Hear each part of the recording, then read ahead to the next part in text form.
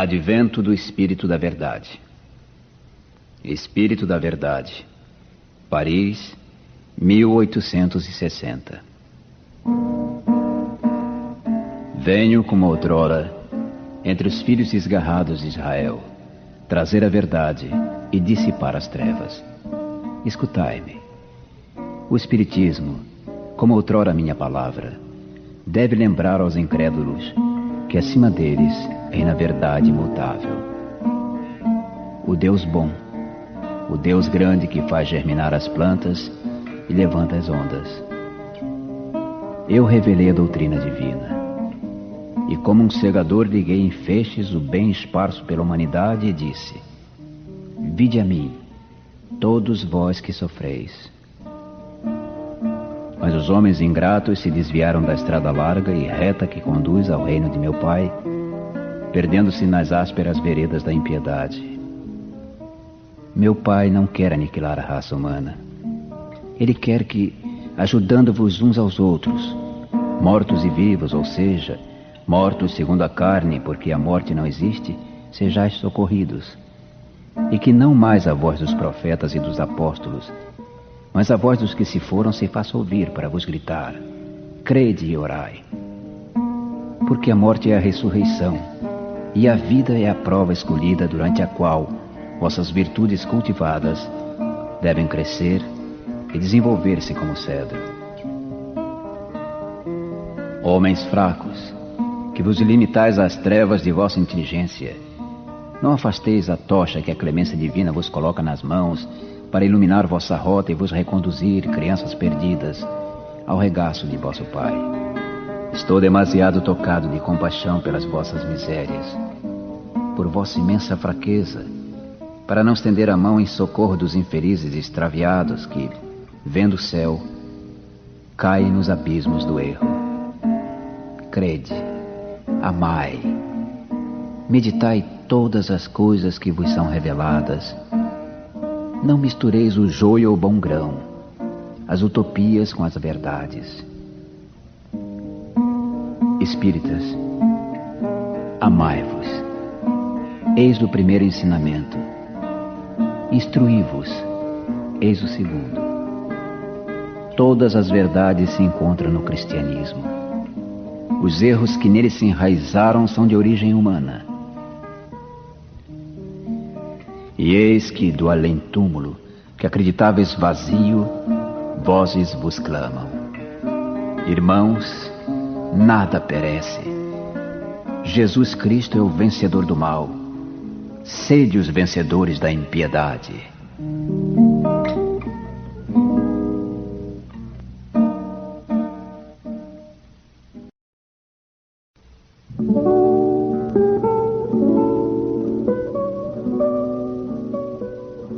Venho ensinar e consolar os pobres deserdados. Venho dizer-lhes que elevem sua resignação ao nível de suas provas. Que chorem, porque a dor foi consagrada no Jardim das Oliveiras. Mas que esperem, porque os anjos consoladores virão enxugar as suas lágrimas. Trabalhadores, traçai vosso sulco. Recomeçai no dia seguinte a rude jornada da véspera. O trabalho de vossas mãos fornece o pão terreno aos vossos corpos, mas vossas almas não estão esquecidas. Eu, o divino jardineiro, as cultivo no silêncio dos vossos pensamentos. Quando soar a hora do repouso, quando a trama escapar de vossas mãos e vossos olhos se fecharem para a luz, sentireis surgir e germinar em vós a minha preciosa semente. Nada se perde no reino de nosso Pai. Vossos suores e vossas misérias formam um tesouro que vos tornará ricos nas esferas superiores, onde a luz substitui as trevas, e onde o mais desnudo entre vós será talvez o mais resplandecente. Em verdade vos digo, os que carregam seus fardos e assistem os seus irmãos são os meus bem-amados. Instruí-vos na preciosa doutrina que dissipa o erro das revoltas e vos ensina o objetivo sublime da prova humana. como o vento varre a poeira, que o sopro dos espíritos dissipe a vossa inveja dos ricos do mundo, que são frequentemente os mais miseráveis, porque suas provas são mais perigosas que as vossas. Estou convosco, e meu apóstolo vos ensina. Bebei na fonte viva do amor, e preparai-vos cativos da vida, para vos lançardes um dia livres e alegres no seio daquele que vos criou, fracos para vos tornar perfeitos, e deseja que modeleis vós mesmos a vossa dócil argila, para serdes os artífices da vossa imortalidade.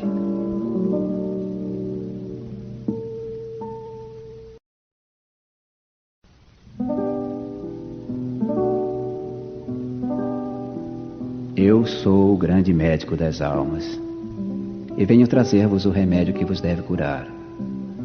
Os débeis, os sofredores e os enfermos são os meus filhos prediletos, e venho salvá-los. Vinde, pois, a mim, todos vós que sofreis e que estáis carregados, e sereis aliviados e consolados. Não procureis alhures a força e a consolação, porque o mundo é impotente para dá-las. Deus dirige aos vossos corações um apelo supremo através do Espiritismo. Escutai-o. Que a impiedade, a mentira, o erro, a incredulidade sejam extirpados de vossas almas doloridas. São esses os monstros que sugam o mais puro do vosso sangue e vos produzem chagas quase sempre mortais. Que no futuro, humildes e submissos ao Criador, pratiqueis sua divina lei. Amai e orai. Sede dóceis aos Espíritos do Senhor. Invocai-o do fundo do coração. Então, Ele vos enviará o seu Filho bem-amado para vos instruir e vos dizer estas boas palavras. Eis-me aqui. Venho a vós porque me chamastes.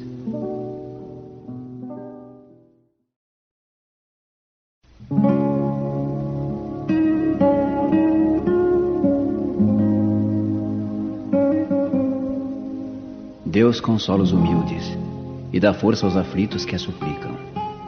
Seu poder cobre a terra e por toda parte, ao lado de cada lágrima, põe o bálsamo que consola.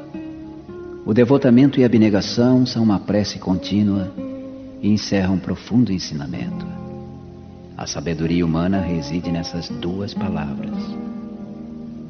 Possam todos os espíritos sofredores compreender esta verdade, ao invés de reclamar contra as dores, os sofrimentos morais que são aqui na terra o vosso quinhão. Tomai, pois, por divisa essas duas palavras, devotamento e abnegação, e sereis fortes, porque elas resumem todos os deveres que a caridade e a humildade vos impõem. O sentimento do dever cumprido vos dará a tranquilidade de espírito e a resignação. O coração bate melhor, a alma se acalma, e o corpo já não sente desfalecimentos, porque o corpo sofre tanto mais, quanto mais profundamente abalado estiver o espírito.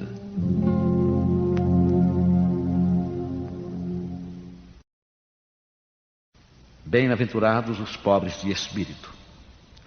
O que se deve entender por pobres de espírito? Bem-aventurados os pobres de espírito, porque deles é o reino dos céus. A incredulidade se diverte com esta máxima: bem-aventurados os pobres de espírito, como com muitas outras coisas que não compreende. Por pobres de espírito, entretanto, Jesus não entende os tolos, mas os humildes, e diz que o reino dos céus é destes e não dos orgulhosos. Os homens cultos e inteligentes, segundo o mundo, fazem geralmente tão elevada a opinião de si mesmos e de sua própria superioridade, que consideram as coisas divinas como indignas de sua atenção. Preocupados somente consigo mesmos, não podem elevar o pensamento a Deus.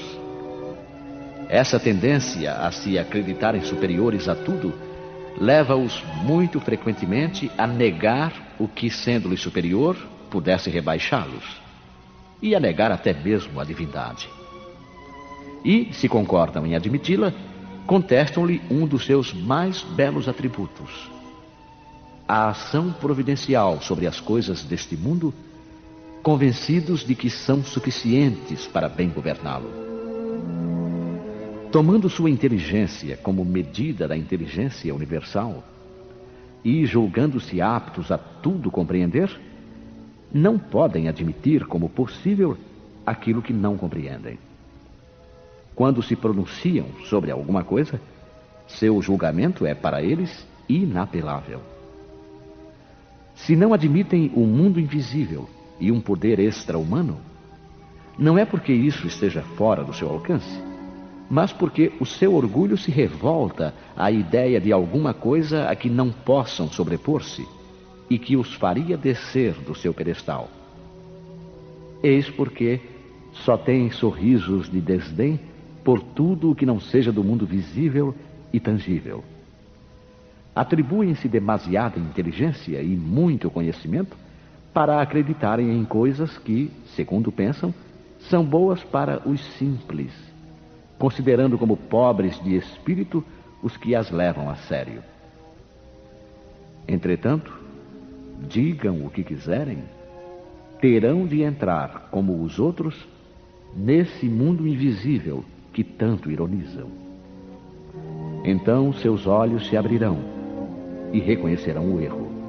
Mas Deus, que é justo, não pode receber da mesma maneira aquele que desconheceu o seu poder e aquele que humildemente se submeteu às suas leis, nem aquinhoá-los por igual. Ao dizer que o reino dos céus é para os simples, Jesus ensina que ninguém será nele admitido sem a simplicidade de coração e a humildade de espírito. Que o ignorante que possui essas qualidades será preferido ao sábio que acreditar mais em si mesmo do que em Deus. Em todas as circunstâncias, ele coloca a humildade entre as virtudes que nos aproximam de Deus e o orgulho entre os vícios que dele nos afastam. E isso por uma razão muito natural, pois a humildade é uma atitude de submissão a Deus, enquanto o orgulho é a revolta contra ele. Mais vale, portanto, para a felicidade do homem ser pobre de espírito no sentido mundano e rico de qualidades morais.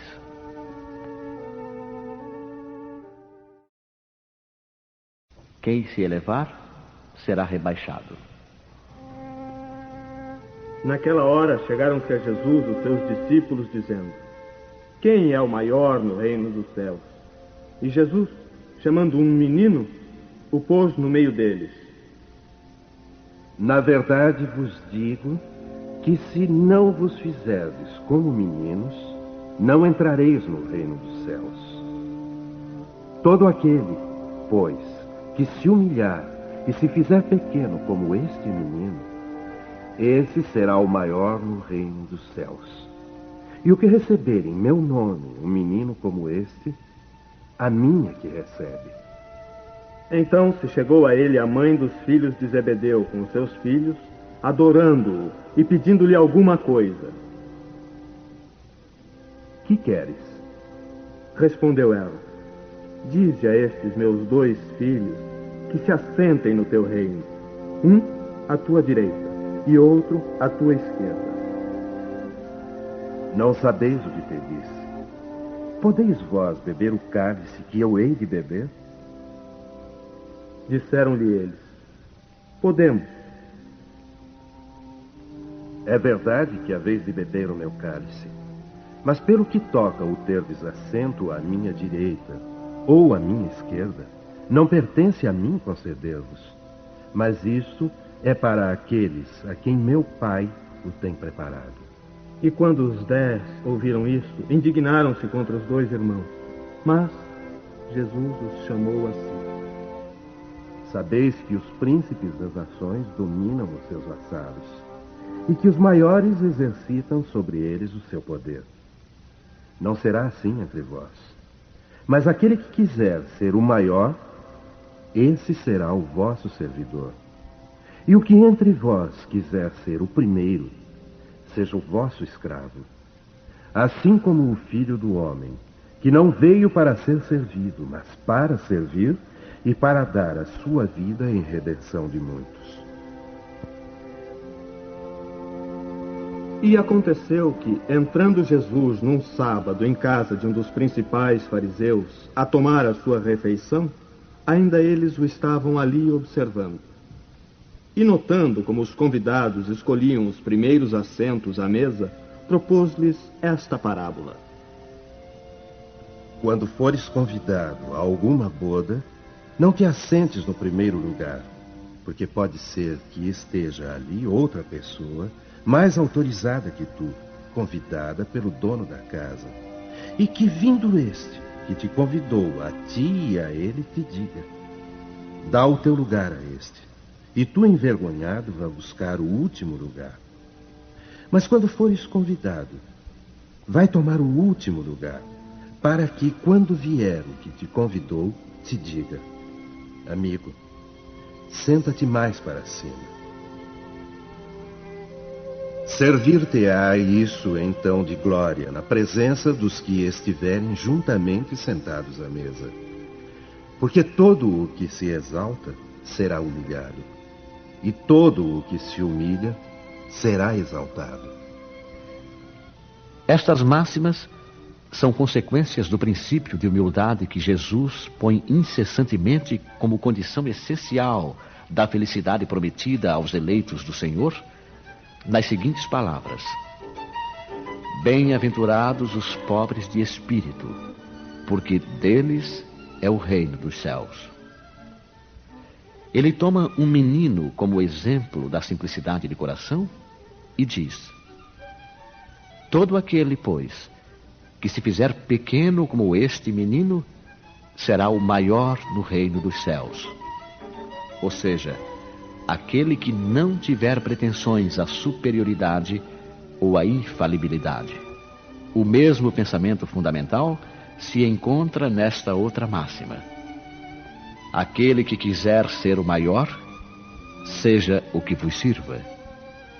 E ainda nesta: porque quem se exaltar será humilhado, e quem se humilhar será exaltado.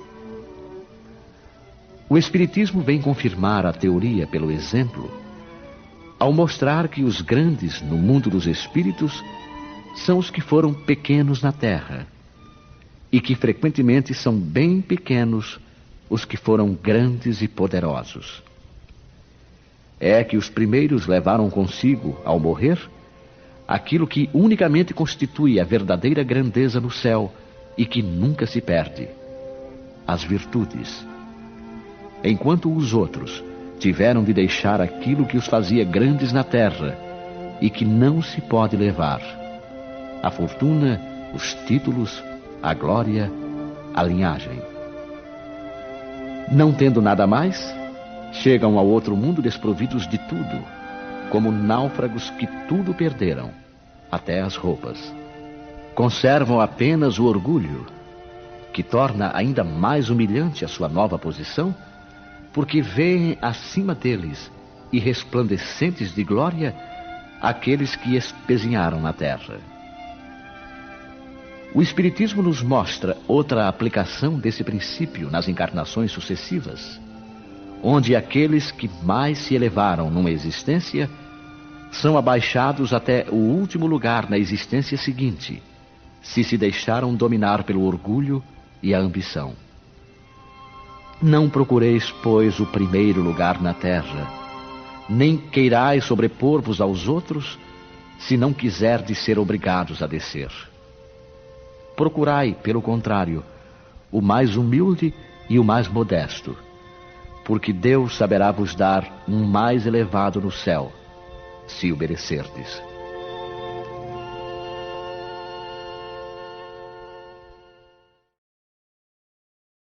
Mistérios ocultos aos sábios e prudentes. Naquele tempo, respondendo, disse Jesus: Graças te dou a ti, Pai, Senhor do céu e da terra, porque escondeste estas coisas aos sábios e prudentes e as revelaste aos simples e pequeninos. Pode parecer estranho que Jesus renda graças a Deus por haver revelado essas coisas aos simples e pequeninos, que são os pobres de espírito, ocultando-as aos sábios e prudentes, aparentemente mais aptos a compreendê-las. É que precisamos entender pelos primeiros, os humildes, os que se humilham diante de Deus e não se consideram superiores aos outros, e pelos segundos, os orgulhosos, envaidecidos do seu saber mundano, que se julgam prudentes, pois que eles negam a Deus tratando-o de igual para igual, quando não o rejeitam. Isso porque, na antiguidade, sábio era sinônimo de sabichão. Assim, Deus lhes deixa a busca dos segredos da terra e revela-os do céu aos humildes, que se inclinam perante ele. O mesmo acontece hoje com as grandes verdades reveladas pelo Espiritismo. Certos incrédulos se admiram de que os espíritos se esforcem tão pouco para os convencer. É que eles se ocupam dos que buscam a luz com boa fé e humildade, de preferência aos que julgam possuir toda a luz e parecem pensar que Deus deveria ficar muito feliz de os conduzir a ele, provando-lhes a sua existência. O poder de Deus se revela nas pequenas como nas grandes coisas. Ele não põe a luz sobre o alqueire, mas a derrama por toda a parte. Cegos são os que não a veem. Deus não quer abrir-lhes os olhos à força, pois que eles gostam de os ter fechados. Chegará a sua vez, mas antes é necessário que sintam as angústias das trevas e reconheçam Deus, e não o acaso, na mão que lhes fere o orgulho. Para vencer a incredulidade, ele emprega os meios que lhe convém, segundo os indivíduos. Não é a incredulidade que lhe há de prescrever o que deve fazer ou o que lhe vai dizer. Se quiserdes me convencer, é necessário que façais isto ou aquilo, neste momento e não naquele, porque este é que lhe convém. Não se admirem, pois, os incrédulos, se Deus e os espíritos, que são os agentes da sua vontade, não se submetem às suas exigências. Perguntem o que diriam se o último dos seus servos lhes quisessem fazer imposições. Deus impõe condições, não se submete a elas. Ouve com bondade os que o procuram humildemente e não os que se julgam mais do que ele. Deus, dir-se-á, não poderia tocá-los pessoalmente por meio de prodígios evidentes perante os quais o mais duro incrédulo teria de curvar-se? Sem dúvida que o poderia. Mas nesse caso, onde estaria o seu mérito? E ademais, de que serviria isso? Não os vemos diariamente recusar a evidência e até mesmo dizer: ainda que o visse, não acreditaria, pois sei que é impossível. Se eles se recusam a reconhecer a verdade, é porque o seu espírito ainda não está maduro para a compreender, nem o seu coração para a sentir. O orgulho é a venda que lhes tapa os olhos. Que adianta apresentar a luz a um cego? Seria preciso, pois, curar primeiro a causa do mal. Eis porque, como hábil médico, ele castiga primeiramente o orgulho. Não abandona os filhos perdidos, pois sabe que cedo ou tarde seus olhos se abrirão, mas quer que o façam de vontade própria. E então, vencidos pelos tormentos da incredulidade, atirar-se-ão por si mesmos em seus braços e, como o filho pródigo, lhe pedirão perdão. Instruções dos Espíritos. o orgulho e a humildade. Lacordaire. Que a paz do Senhor esteja convosco, meus queridos amigos. Venho até vós para encorajar-vos a seguir o bom caminho. Aos pobres espíritos que outrora viveram na terra, Deus concede a missão de vir esclarecer-vos. Bendito seja pela graça que nos dá de podermos ajudar o vosso adiantamento. Que o Espírito Santo me ilumine, me ajude a tornar compreensível a minha palavra e me conceda a graça de pô-la ao alcance de todos. Vós, encarnados que estáis sob pena e procurais a luz, que a vontade de Deus venha em minha ajuda para fazê-la brilhar aos vossos olhos. A humildade é uma virtude bastante esquecida entre vós. Os grandes exemplos que vos foram dados são tão poucos seguidos. E, no entanto, sem humildade podeis ser caridosos para o vosso próximo. Oh, não! Porque esse sentimento nivela os homens, mostra-lhes que são irmãos, que devem ajudar-se mutuamente e os encaminha ao bem. Sem a humildade, enfeitai-vos de virtudes que não possuis, como se vestisseis um hábito para ocultar as deformidades do corpo. Lembrai-vos daquele que nos salva. Lembrai-vos da sua humildade, que o fez tão grande e o elevou acima de todos os profetas. O orgulho é o terrível adversário da humildade. Se o Cristo prometeu o reino dos céus aos mais pobres, foi porque os grandes da terra imaginavam que os títulos e as riquezas eram a recompensa de seus méritos e que a sua essência era mais pura que a do pobre. Acreditavam que essas coisas lhes eram devidas e, por isso, quando Deus as retira, acusam-no de injustiça. Ó irrisão e cegueira! Deus acaso estabeleceu entre vós alguma distinção pelos corpos? O invólucro do pobre não é o mesmo do rico. O Criador fez duas espécies de homens? Tudo quanto Deus fez é grande e sábio. Não lhe atribuais as ideias concebidas por vossos cérebros orgulhosos. Ó rico! Enquanto dormes em teus aposentos suntuosos, ao abrigo do frio, não sabes quantos milhares de irmãos iguais a ti jazem na miséria. O desgraçado faminto não é teu igual. Bem sei que o teu orgulho se revolta com essas palavras.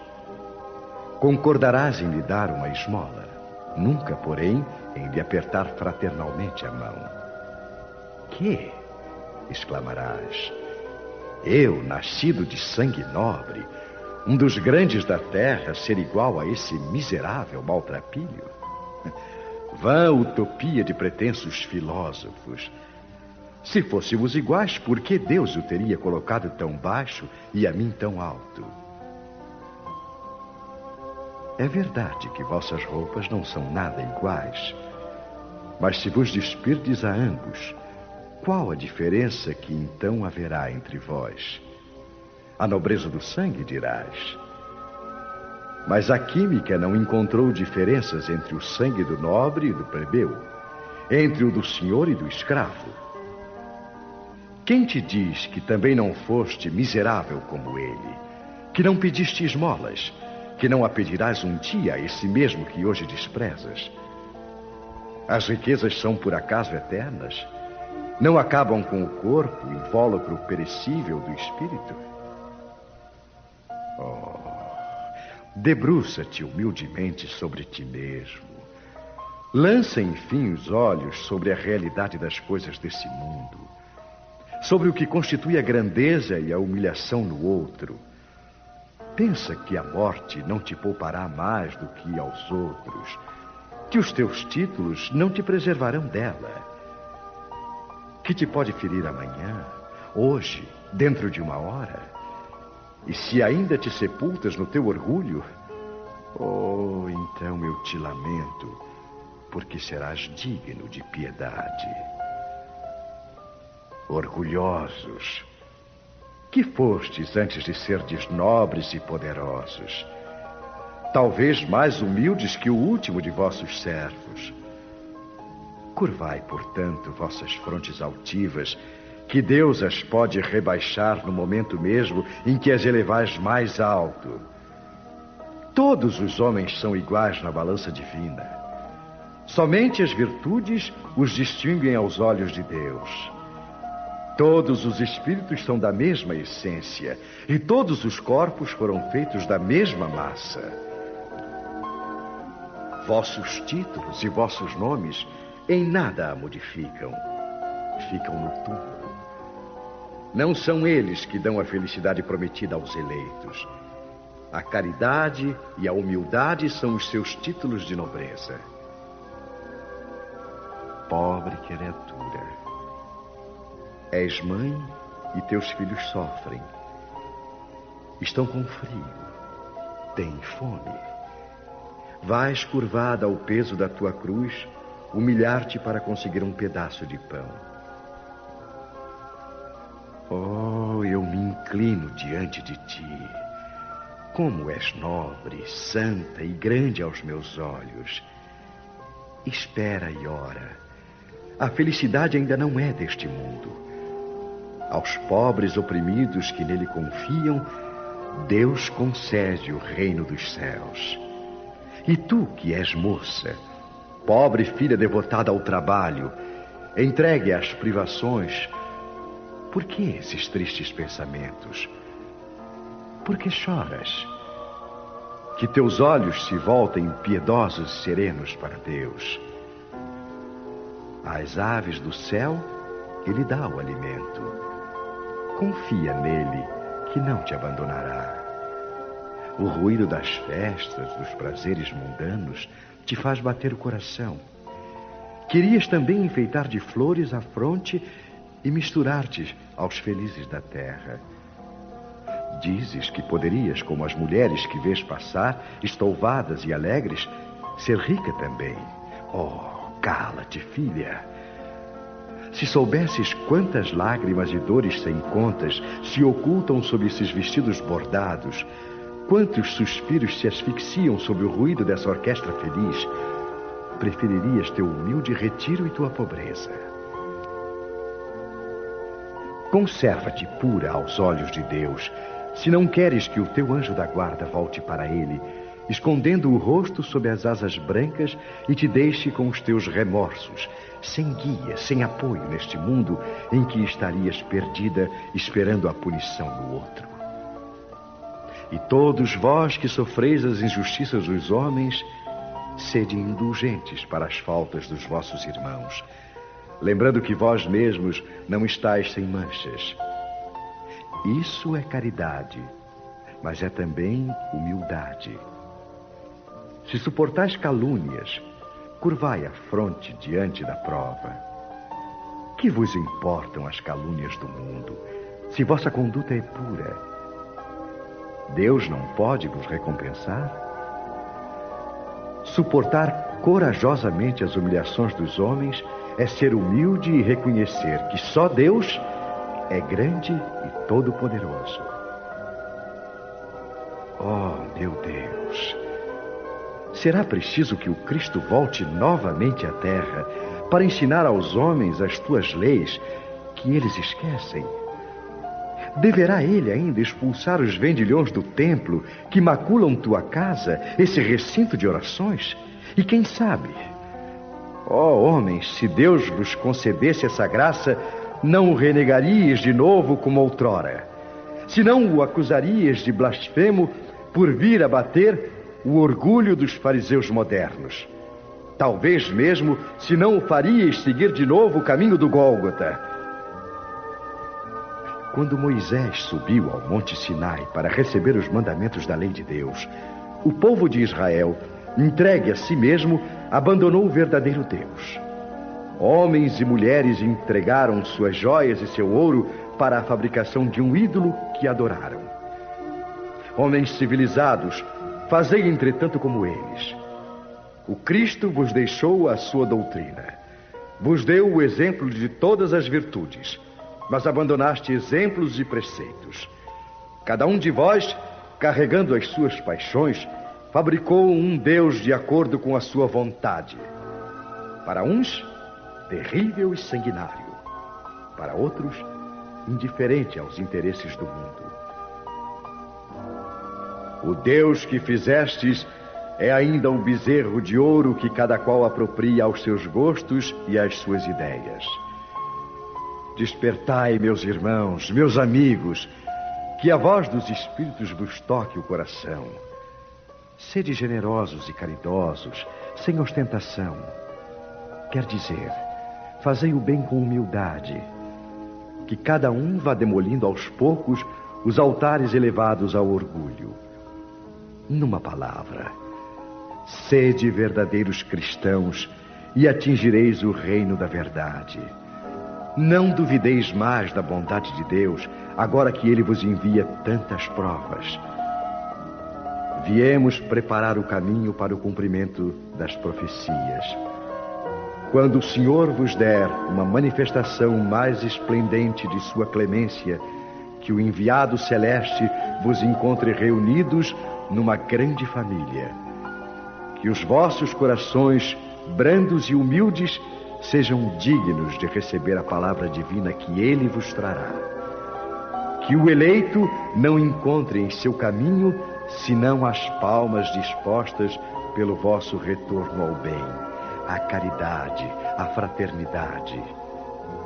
E então, o vosso mundo se tornará um paraíso terreno.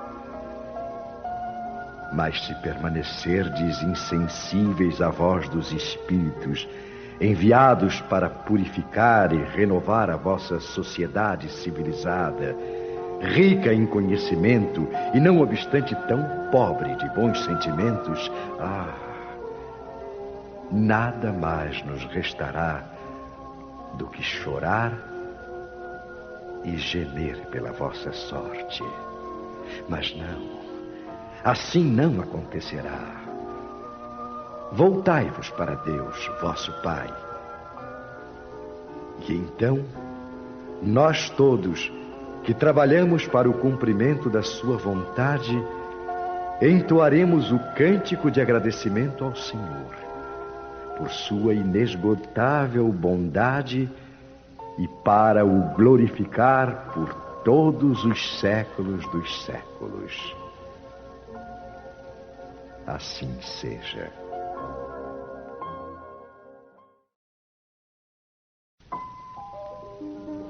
Adolfo, bispo de Alger, Marmande, 1862. Homens, por que lamentais as calamidades que vós mesmos amontoastes sobre vossa cabeça?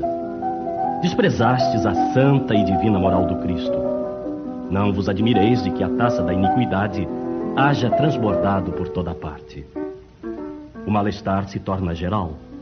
A quem se deve, senão a vós mesmos, que incessantemente procurais aniquilar-vos uns aos outros? Não podeis ser felizes sem mútua benevolência. E como poderá esta existir juntamente com o orgulho? O orgulho. Eis a fonte de todos os vossos males. Dedicai-vos, pois, à tarefa de destruí-lo, se não quiserdes perpetuar as suas funestas consequências. Um só meio tendes para isso, mas infalível. Tomai a lei do Cristo por regra invariável de vossa conduta. Essa lei que haveis rejeitado ou falseado na sua interpretação. Por que tendes em tão grande estima o que brilha e encanta os vossos olhos, em lugar do que vos toca o coração? Por que o vício que se desenvolve na opulência é objeto da vossa reverência, enquanto só tendes um olhar de desdém para o verdadeiro mérito que se oculta na obscuridade? que um rico libertino perdido de corpo e alma se apresente em qualquer lugar e todas as portas lhe são abertas, todas as honrarias lhe são dispensadas, enquanto dificilmente se concede um gesto de proteção ao homem de bem que vive do seu trabalho. Quando a consideração que se dispensa às pessoas é medida pelo peso do ouro que elas possuem ou pelo nome que trazem, que interesse podem ter elas em se corrigirem de seus defeitos? Bem diferente seria, entretanto, se o vício doirado fosse fustigado pela opinião pública, como é o vício andrajoso. Mas o orgulho é indulgente para tudo quanto o agrada. Século de concupiscência e de dinheiro, dizeis vós. Sem dúvida. Mas por que deixastes as necessidades materiais se sobreporem ao bom senso e à razão? Por que cada qual deseja se elevar sobre seu irmão? Agora, a sociedade sofre as consequências. Não esqueçais que um tal estado de coisas é sempre o sinal da decadência moral. Quando o orgulho atinge o seu extremo, é indício de uma próxima queda, pois Deus pune sempre os soberbos. Se às vezes os deixa subir, é para lhes dar o tempo de refletir e de emendar-se sobre os golpes que de tempos a tempos desfere no seu orgulho como advertência. Entretanto, em vez de se humilharem, eles se revoltam. Então, quando a medida está cheia, ele a vira de repente. E a queda é tanto mais terrível quanto mais alto tiverem se elevado. Pobre raça humana, cujos caminhos foram todos corrompidos pelo egoísmo. Reanimai-vos apesar disso. Na sua infinita misericórdia, Deus envia um poderoso remédio aos teus males, um socorro inesperado à tua aflição. Abre os olhos à luz. Eis que as almas dos que se foram estão de volta para te recordar os verdadeiros deveres. Elas te dirão, com a autoridade da experiência, quanto as vaidades e as grandezas da vossa passageira existência são pequeninas diante da eternidade. Dirão que nesta será maior o que foi menor entre os pequenos deste mundo. Que o que mais amou os seus irmãos será o mais amado no céu. Que os poderosos da terra, se abusaram da autoridade, serão obrigados a obedecer aos seus servos. Que a caridade e a humildade, enfim, essas duas irmãs que se dão as mãos, são os títulos mais eficazes para obter-se a graça do Eterno. Missão do homem inteligente na Terra. Espírito protetor, Bordeaux, 1862. Ferdinando. Não vos orgulheis por aquilo que sabeis, porque esse saber tem limites bem estreitos no mundo que habitais.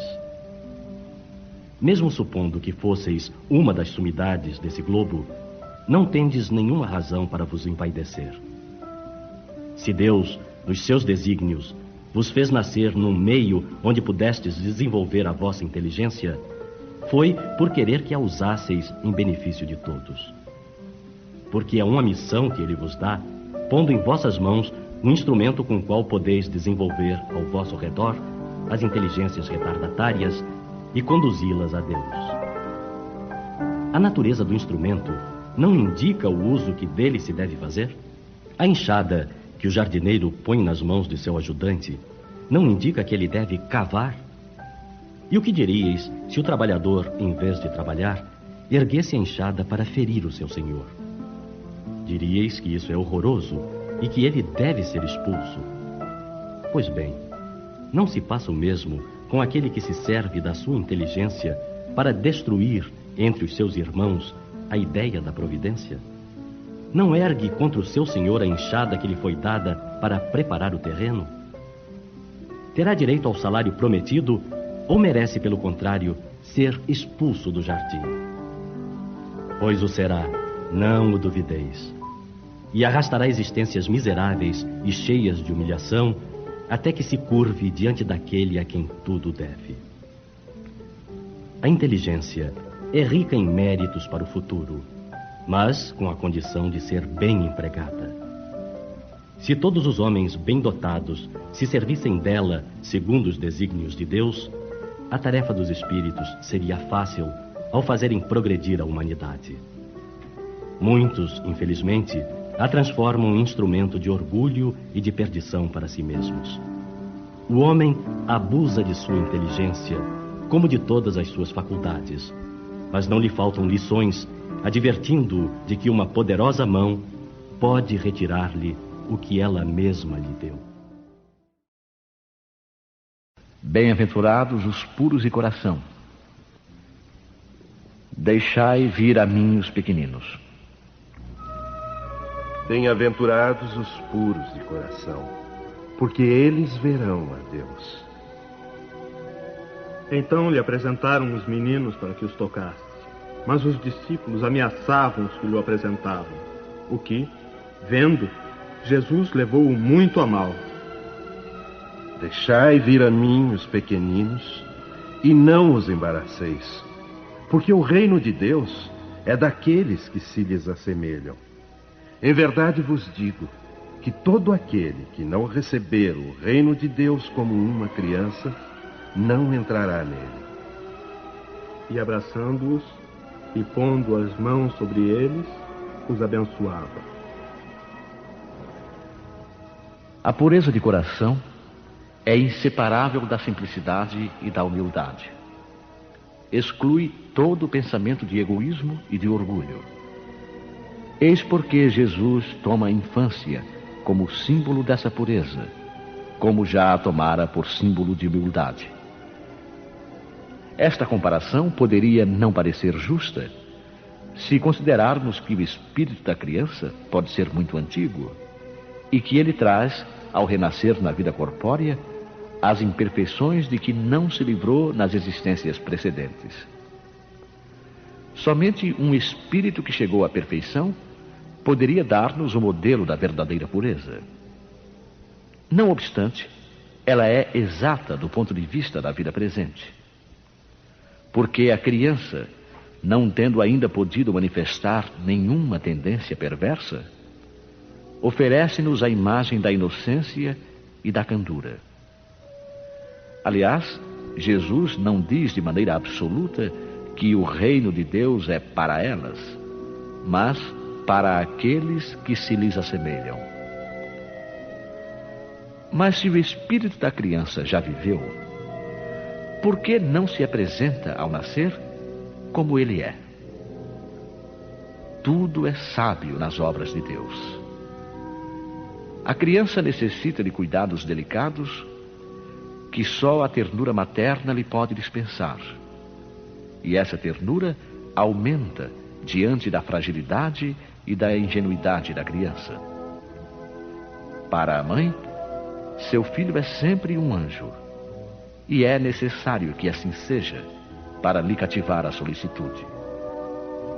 Ela não poderia tratá-lo com a mesma abnegação se, em vez da graça ingênua, nele encontrasse, sob os traços infantis, um caráter viril e as ideias de um adulto, e menos ainda se conhecesse o seu passado. É necessário, aliás, que a atividade do princípio inteligente seja proporcional à debilidade do corpo, que não poderia resistir a uma atividade excessiva do espírito, como verificamos nas crianças precoces. É por isso que, aproximando-se a encarnação, o espírito começa a perturbar-se e perde pouco a pouco a consciência de si mesmo. Durante certo período, ele permanece numa espécie de sono, em que todas as suas faculdades se conservam em estado latente. Esse estado transitório é necessário para que o espírito tenha um novo ponto de partida, e por isso o faz esquecer, na sua nova existência terrena, tudo o que lhe pudesse servir de estorvo.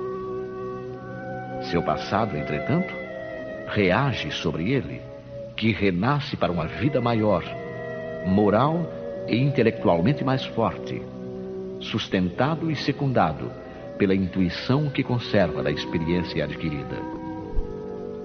A partir do nascimento, suas ideias retomam gradualmente o seu desenvolvimento, acompanhando o crescimento do corpo. Pode-se assim dizer que, nos primeiros anos, o espírito é realmente criança, pois as ideias que formam o fundo do seu caráter estão ainda adormecidas. Durante o tempo em que os seus instintos permanecem latentes, ela é mais dócil e, por isso mesmo, mais acessível às impressões que podem modificar a sua natureza e fazê-la progredir, o que facilita a tarefa dos pais. O espírito reveste, pois, por algum tempo, a roupagem da inocência. E Jesus está com a verdade, quando, apesar da anterioridade da alma, toma a criança como símbolo da pureza e da simplicidade. Pecado por pensamentos e adultério. Ouvistes o que foi dito aos antigos: não adulterarás. Eu, porém, vos digo que todo o que olhar para uma mulher, cobiçando-a, já no seu coração adulterou com ela. A palavra adultério não deve ser aqui entendida no sentido exclusivo de sua acepção própria, mas com sentido mais amplo, para designar o mal, o pecado e todos os maus pensamentos, como por exemplo nesta passagem: porque, se nesta geração adúltera e pecadora alguém se envergonhar de mim e de minhas palavras, também o Filho do Homem se envergonhará dele quando vier na glória de seu Pai, acompanhado dos santos anjos. A verdadeira pureza não está apenas nos atos, mas também no pensamento, pois aquele que tem o coração puro nem sequer pensa no mal. Foi isso que Jesus quis dizer, condenando o pecado mesmo em pensamento, porque ele é um sinal de impureza. Este princípio leva-nos naturalmente a esta questão: sofrem-se as consequências de um mau pensamento que não se efetivou? Temos de fazer aqui uma importante distinção. À medida que a alma, comprometida no mau caminho, avança na vida espiritual, vai se esclarecendo e pouco a pouco se liberta de suas imperfeições, segundo a maior ou menor boa vontade que emprega, em virtude do seu livre arbítrio. Todo mau pensamento é, portanto, o resultado da imperfeição da alma. Mas, de acordo com o desejo que tiver de se purificar, até mesmo esse mau pensamento se torna para ela um motivo de progresso, porque o repele com energia. É o sinal de uma mancha que ela se esforça por apagar. Assim, não cederá à tentação de satisfazer um mau desejo, e após haver resistido, sentir-se-á mais forte e contente com a sua vitória. Aquela que, pelo contrário, não tomou boas resoluções, ainda busca a ocasião de praticar o mau ato. E, se não o fizer, não será por não querer, mas apenas por falta de circunstâncias favoráveis. Ela é, portanto, tão culpada como se o houvesse praticado. Em resumo, a pessoa que nem sequer concebe o mau pensamento já realizou o progresso. Aquela que ainda tem esse pensamento, mas o repele, está em vias de realizá-lo. E por fim, aquela que tem esse pensamento e nele se compraz, ainda está sob toda a força do mal. Numa, o trabalho está feito. Nas outras, está por fazer. Deus, que é justo, leva em conta todas essas diferenças na responsabilidade dos atos e dos pensamentos do homem.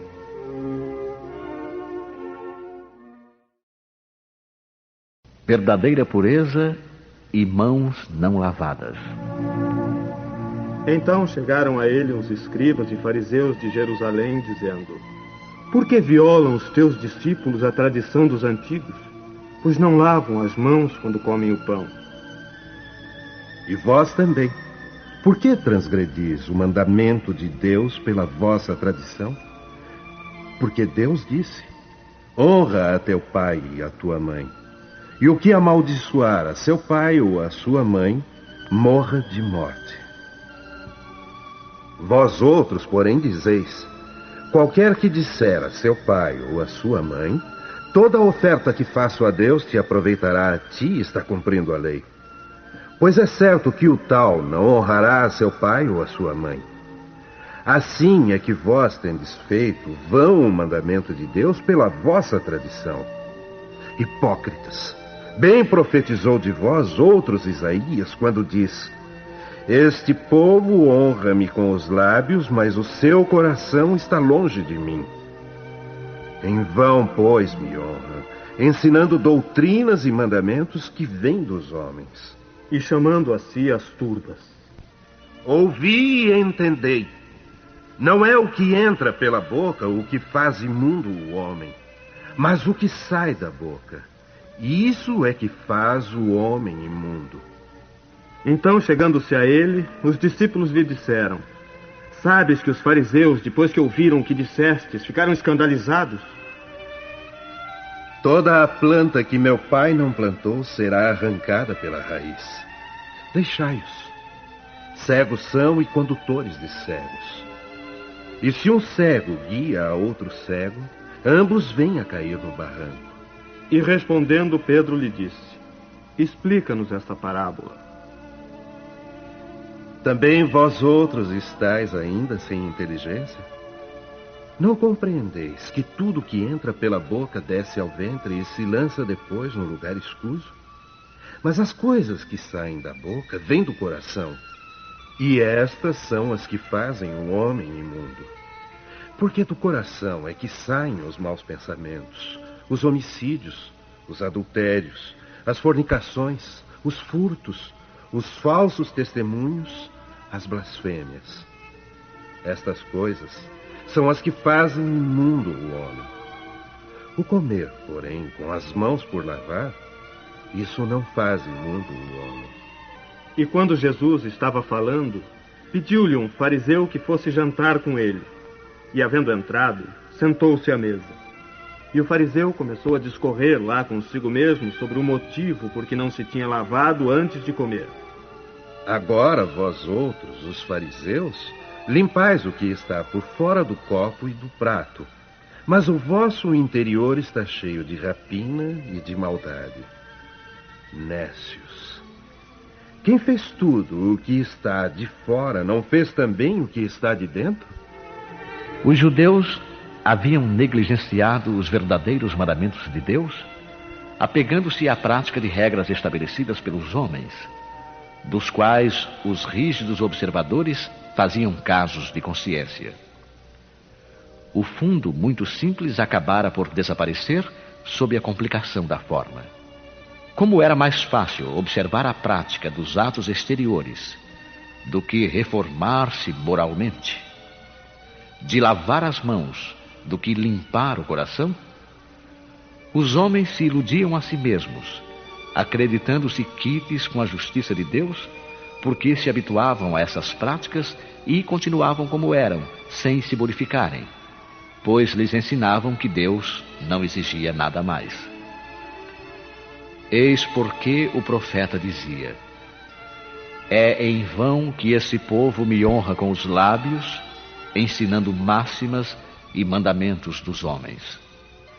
Assim também aconteceu com a doutrina moral do Cristo, que acabou ficando em segundo plano, o que faz muitos cristãos, à semelhança dos antigos judeus, acreditarem que a sua salvação está mais assegurada pelas práticas exteriores do que pelas da moral. É a esses acréscimos que os homens fizeram à lei de Deus que Jesus se refere quando diz: toda a planta que meu Pai não plantou será arrancada pela raiz. A finalidade da religião é conduzir o homem a Deus. Mas o homem não chega a Deus enquanto não se fizer perfeito. Toda religião, portanto, que não melhorar o homem, não atinge a sua finalidade. aquela em que ele pensa poder apoiar-se para fazer o mal, é falsa ou foi falseada no seu início. Esse é o resultado a que chegam todas aquelas em que a forma supera o fundo. A crença na eficácia dos símbolos exteriores é nula, quando não impede os assassínios, os adultérios, as expoliações, as calúnias e a prática do mal ao próximo, seja qual for. Ela faz supersticiosos, hipócritas e fanáticos, mas não faz homens de bem. Não é suficiente ter as aparências da pureza. É necessário, antes de tudo, ter a pureza de coração.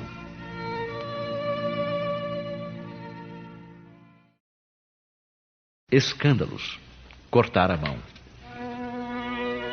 O que escandalizar, porém, a um destes pequeninos que creem em mim, melhor lhe fora que se lhe pendurasse ao pescoço um amó de atáfona e o lançassem ao fundo do mar. Ai do mundo por causa dos escândalos, porque é necessário que sucedam escândalos. Mas ai daquele homem por quem vem o escândalo. Ora, se a tua mão ou o teu pé te escandaliza, corta-o e lança-o fora de ti. Melhor te é entrar na vida manco ou aleijado do que, tendo 2 mãos ou 2 pés, ser lançado no fogo eterno. E se o teu olho te escandaliza, tira-o e lança-o fora de ti. Melhor te é entrar na vida com um só olho do que, tendo 2, ser lançado no fogo do inferno. Vede, não desprezeis algum destes pequeninos, porque eu vos declaro que os meus anjos no céu, incessantemente, estão vendo a face de meu Pai que está nos céus. Porque o Filho do Homem veio a salvar o que havia perecido. E se o teu olho direito te serve de escândalo, arranca-o e lança-o fora de ti. Porque melhor te é que se perca um de teus membros do que todo o teu corpo ser lançado no inferno. E se a tua mão direita te serve de escândalo, corta e lança-a fora de ti. Porque melhor te é que se perca um de teus membros do que todo o teu corpo ir para o inferno. Em seu sentido vulgar, escândalo é tudo aquilo que choca a moral ou as conveniências de maneira ostensiva. O escândalo não está propriamente na ação, mas nas repercussões que ela pode ter. A palavra escândalo implica sempre a ideia de um certo estrépito. Muitas pessoas se contentam com evitar o escândalo porque o seu orgulho sofreria com ele e a sua consideração diminuiria entre os homens, procurando ocultar as suas torpezas, o que lhes basta para tranquilizar a consciência. Esses são, segundo as palavras de Jesus, sepulcros brancos por fora, mas cheios de podridão por dentro. Vasos limpos por fora, mas sujos por dentro. No sentido evangélico, a acepção da palavra escândalo tão frequentemente empregada é muito mais ampla, motivo porque não é compreendida em certos casos. Escândalo não é somente o que choca a consciência alheia, mas tudo o que resulta dos vícios e das imperfeições humanas. Todas as más ações de indivíduo para indivíduo, com ou sem repercussões. O escândalo, nesse caso, é o resultado efetivo do mal moral. É necessário que sucedam escândalos no mundo, disse Jesus, porque os homens, sendo ainda imperfeitos, têm inclinação para o mal, e porque as más árvores dão maus frutos. Devemos, pois, entender por essas palavras que o mal é uma consequência da imperfeição humana, e não que os homens tenham obrigação de praticá-lo. É necessário que venha o escândalo, para que os homens, em expiação na terra, se punam a si mesmos pelo contato de seus próprios vícios, dos quais são as primeiras vítimas e cujos inconvenientes acabam por compreender. Depois que tiverem sofrido o mal, procurarão o remédio no bem. A reação desses vícios serve, portanto, ao mesmo tempo de castigo para uns e de prova para outros. É assim que Deus faz sair o bem do mal e que os próprios homens aproveitam as coisas más ou desagradáveis. Se é assim, dir-se-á, o mal é necessário e durará sempre, pois se viesse a desaparecer, Deus ficaria privado de um poderoso meio de castigar os culpados. É inútil, portanto, procurar melhorar os homens.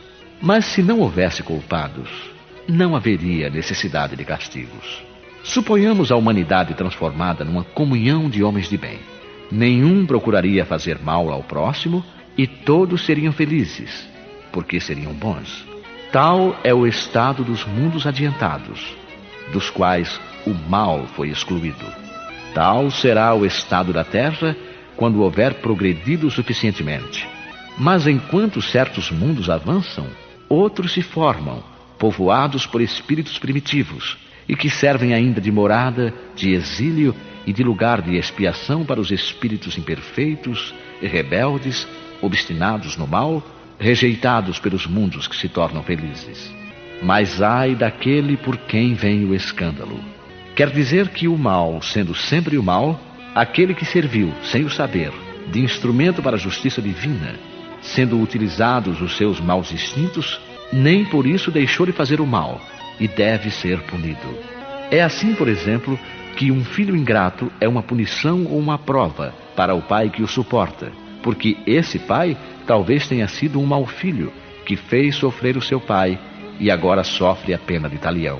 Mas o filho não terá desculpas por isso, e deverá ser castigado, por sua vez, através dos seus próprios filhos, ou de outra maneira. Se tua mão te serve de causa de escândalo, corta.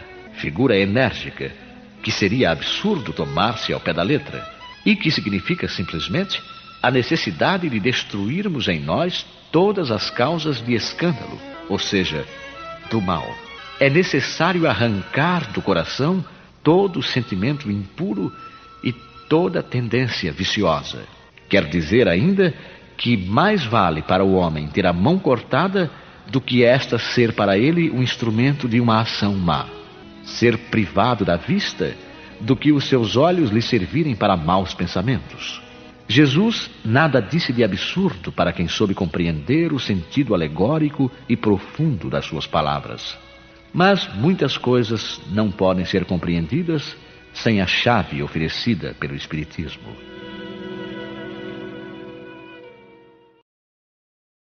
Instruções dos Espíritos. Deixai vir a mim os pequeninos. João, o Evangelista. Disse o Cristo: deixai vir a mim os pequeninos. Essas palavras, tão profundas na sua simplicidade, não fazem apenas um apelo às crianças, mas também às almas que gravitam nos círculos inferiores, onde a desgraça desconhece a esperança. Jesus chamava a si a infância intelectual da criatura formada, os fracos, os escravos, os viciosos. Ele nada podia ensinar à infância física, presa na matéria, sujeita ao jugo dos instintos e ainda não integrada na ordem superior da razão e da vontade que se exerce em torno dela em seu benefício. Jesus queria que os homens se entregassem a ele com a confiança desses pequenos seres de passos vacilantes, cujo apelo lhe conquistaria o coração das mulheres, que são todas mães. Assim ele submetia as almas à sua terna e misteriosa autoridade. Ele foi a flama que espancou as trevas, o clarim matinal que tocou a alvorada. Foi o iniciador do espiritismo que deve, por sua vez, chamar a si, não as crianças, mas os homens de boa vontade. A ação viril está iniciada. Não se trata mais de crer instintivamente e obedecer de maneira mecânica. É necessário que o homem siga a lei inteligente que lhe revela a sua universalidade.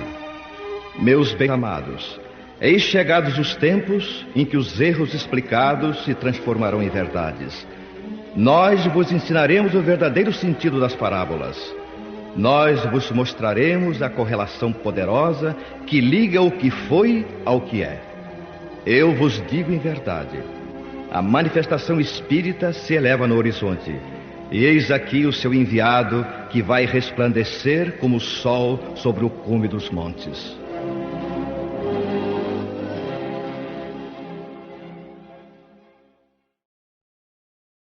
Um espírito protetor. Deixai vir a mim os pequeninos, pois tenho o alimento que fortifica os fracos. Deixai vir a mim os tímidos e os débeis, que necessitam de amparo e consolo. Deixai vir a mim os ignorantes, para que eu os ilumine. Deixai vir a mim todos os sofredores, a multidão dos aflitos e dos infelizes, e eu lhes darei o grande remédio para os males da vida, revelando-lhes o segredo da cura de suas feridas. Qual é, meus amigos, esse bálsamo poderoso, de tamanha virtude, que se aplica a todas as chagas do coração e as cura? É o amor, é a caridade. Se tiverdes esse fogo divino, o que havereis de temer? A todos os instantes de vossa vida direis: meu Pai, que se faça a tua vontade e não a minha. Se te apraz experimentar-me pela dor e pelas tribulações, bendito sejas, porque é para o meu bem, eu o sei, que a tua mão pesa sobre mim. Se te agrada, Senhor, apiedar-te de tua frágil criatura, dá-lhe ao coração as alegrias puras, bendito sejas também. Mas faze que o amor divino não se amorteça na sua alma, e que incessantemente suba aos teus pés a sua prece de gratidão. Se tiverdes amor, tendes tudo o que mais se pode desejar na terra, pois tereis a pérola sublime, que nem as mais diversas circunstâncias, nem os malefícios dos que vos odeiam e perseguem, poderão jamais arrebatar. Se tiverdes amor, tereis colocado o vosso tesouro onde nem a traça, nem a ferrugem os devoram, e vereis desaparecer insensivelmente da vossa alma tudo que lhe possa manchar a pureza. Dia a dia sentireis que o fardo da matéria se torna mais leve, e como um pássaro que voa nos ares e não se lembra da terra, subireis incessantemente, subireis sempre, até que a vossa alma, inebriada, se impregne da verdadeira vida no seio do Senhor. Bem-aventurados os que têm os olhos fechados. Vianney, Cura de Arte.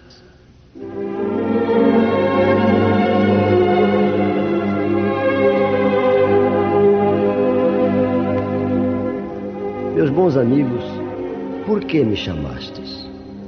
Para que eu imponha as mãos sobre esta pobre sofredora que está aqui e a cure? Ah, que sofrimento, bom Deus! Perdeu a vista e as trevas se fizeram para ela. Pobre criança, que ore e espere. Eu não sei fazer milagres, eu, sem a vontade do bom Deus. Todas as curas que obtive e que conheceis, não as atribuais senão àquele que é o Pai de todos nós. Nas vossas aflições, voltai sempre os vossos olhos para o céu e dizei do fundo do vosso coração: meu Pai, curai-me. Mas fazei que a minha alma doente seja curada antes das enfermidades do corpo. Que minha carne seja castigada, se necessário, para que minha alma se eleve para vós com a brancura que possuía quando a criastes. Após esta prece, meus bons amigos, que o bom Deus sempre ouvirá, a força e a coragem vos serão dadas, e talvez também a cura que temerariamente pedistes, como recompensa da vossa abnegação. Mas desde que aqui me encontro, numa assembleia em que se trata sobretudo de estudar, eu vos direi que os que estão privados da vista deviam considerar-se como os bem-aventurados da expiação. Lembrai-vos de que o Cristo disse que era necessário arrancar o vosso olho se ele fosse mau, e que mais valia atirá-lo ao fogo do que ser a causa da vossa perdição. Ah, quantos existem na terra que um dia maldirão nas trevas por terem visto a luz? Ah, sim, como são felizes os que na expiação foram punidos pelos olhos. Seu olho não será causa de escândalo e de queda, e eles podem viver completamente a vida das almas. Podem ver mais do que vós que tendes boa visão. Quando Deus me permite abrir as pálpebras de algum desses pobres sofredores e devolvê-lo à luz, digo a mim mesmo: alma querida, por que não conheces todas as delícias do Espírito que vive de contemplação e de amor? Então não pedirias para ver as imagens menos puras e menos suaves que aquelas que podes entrever na tua cegueira. Ah, sim. Bem-aventurado o cego que quer viver com Deus. Mais feliz do que vós que estáis aqui, ele sente a felicidade, pode tocá-la, vê as almas e pode lançar-se com elas nas esferas espirituais que nem mesmo os predestinados da vossa terra conseguem ver. O olho aberto está sempre pronto a fazer a alma cair. O olho fechado, pelo contrário, está sempre pronto a fazê-la subir até Deus. Crede-me, meus bons e queridos amigos, a cegueira dos olhos é quase sempre a verdadeira luz do coração, enquanto a vista é quase sempre o anjo tenebroso que conduz à morte. E agora, algumas palavras para ti, minha pobre sofredora. Espera e tem coragem. Se eu te dissesse: minha filha, teus olhos vão abrir-se, como ficarias alegre? E quem sabe se esta alegria não te perderia? Tem confiança no bom Deus que fez a felicidade e permite a tristeza.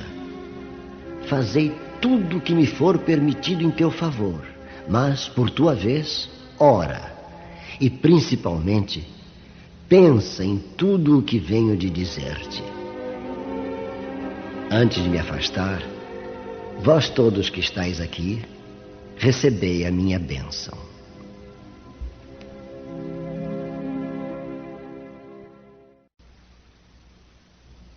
Quando uma aflição não é a consequência dos atos da vida presente, é necessário procurar a sua causa numa vida anterior. Isso que chamamos caprichos da sorte, nada mais são que os efeitos da justiça de Deus.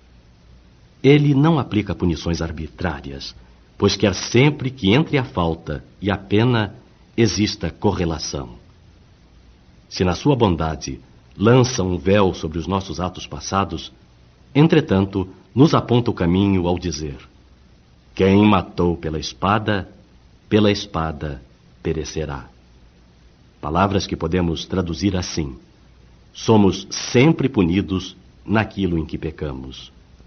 Se, pois, alguém é afligido com a perda da visão, é que a vista foi para ele uma causa de queda. Talvez também tenha sido causa da perda da vista para outro. Pode alguém ter ficado cego pelo excesso de trabalho que lhe impôs, ou ainda em consequência de maus tratos, de falta de cuidados, etc. E então sofre agora a pena de talião. Ele mesmo, no seu arrependimento, pode ter escolhido esta expiação, aplicando a si próprio estas palavras de Jesus: se vosso olho for motivo de escândalo, arrancai-o.